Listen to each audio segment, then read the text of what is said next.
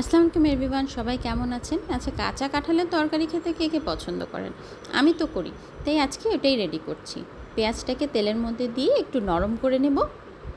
নরম হয়ে আসলে ওটার মধ্যে অ্যাড করে দিচ্ছি 1 টিস্পুন রসুনের পেস্ট, 1 টিস্পুন আদার পেস্ট, আর তার সাথে হলুদের গুঁড়া দিয়ে দিচ্ছি, মরিচের গুঁড়া আর জিরার গুঁড়া।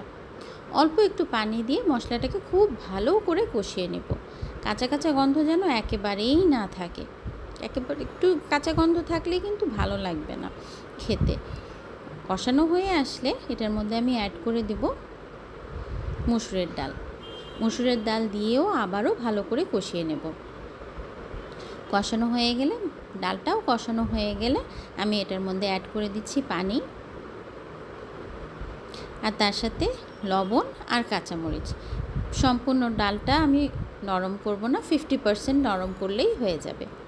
50% ফুটে আসলে, এই যে হয়ে গেছে আমার 50%, তো এটার মধ্যে আমি এখন অ্যাড করে দেব কাঁচা কাঁঠাল।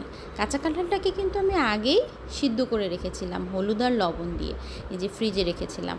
এখন আমি এটার সাথে, ডালের সাথে মিশিয়ে খুব ভালো মতো আবারও কষিয়ে নেব। কাঁঠালটাকেও কষিয়ে নিতে হবে। কষানো হয়ে আসলে এটার মধ্যে অ্যাড করে দেব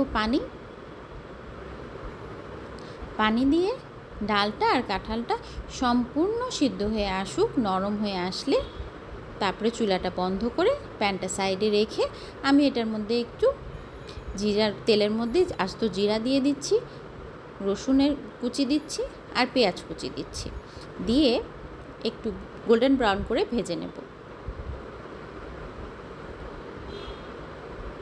ভাজা হয়ে আসলে, এই যে সুন্দর একটা গোল্ডেন ব্রাউন কালার এসছে, ওই যে ডালের উপর দিয়ে দেব। তাহলেই কিন্তু আমাদের ডালটা একদম কমপ্লিট। টেস্টি। কার কার ভালো লাগলো আজকের রেসিপিটা জানাবেন। Thank you.